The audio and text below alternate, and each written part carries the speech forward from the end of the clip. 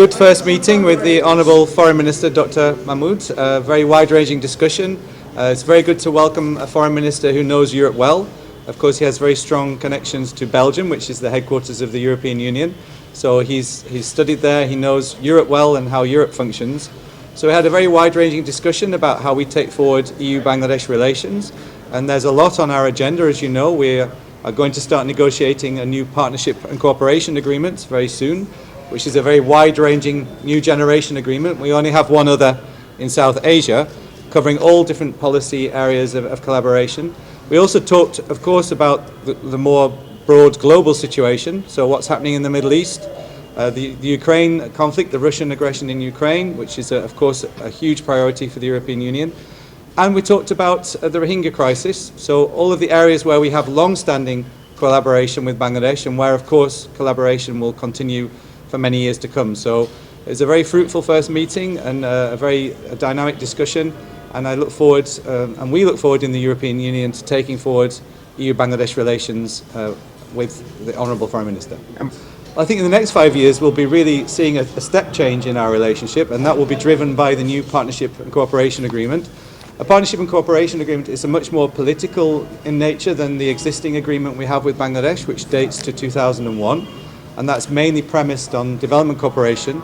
Of course, development cooperation is still a part of what we do here in Bangladesh, but as you know, we had our first political dialogue a year ago, and that covers international affairs as well. And it's important that we have that mature discussion on respective foreign policy, not just about what's important in our immediate bilateral relations, but what's happening in the wider world and how Bangladesh and the European Union can influence things of shared priority. So, of course, that includes the Middle East and of course, it includes the Ukraine conflict. So, we've made our statement, and the election happened, and we made our statement on that. This was very much a forward-looking discussion about how now we build the bricks of a modern relationship with Bangladesh, and that, of course, involves foreign policy issues, but we'll be seeing, of course, in due course, other ministers in the areas where we directly engage with the government of Bangladesh, but this was a very good wide-ranging discussion. No, of course not. The past is very important. We still have our election expert mission in town. As you know, they haven't left yet. They will be making a report that will be made public, thanks to the agreement of the government of Bangladesh. So it's not a question of that. It's a question, though, of making sure that we put our relations on the right path for the years to come. We'll work on the recommendations of that report, which is what we did with our last expert mission. It's supposed to be to support engagement where it's wanted and where there's a partnership need. So that's what relationships are all about, working together on shared concerns. Well, we have many priorities, and for us in these 7 years period that we've set our priorities for our development engagement, but of course renewable energy, the Global Gateway flagship project, we discussed that with the Honourable Minister. You know that the Honourable Prime Minister was in Brussels in October. We now have to make that €400 million agreement into a reality on the ground. And Bangladesh is one of the few flagship countries for the Global Gateway around the world.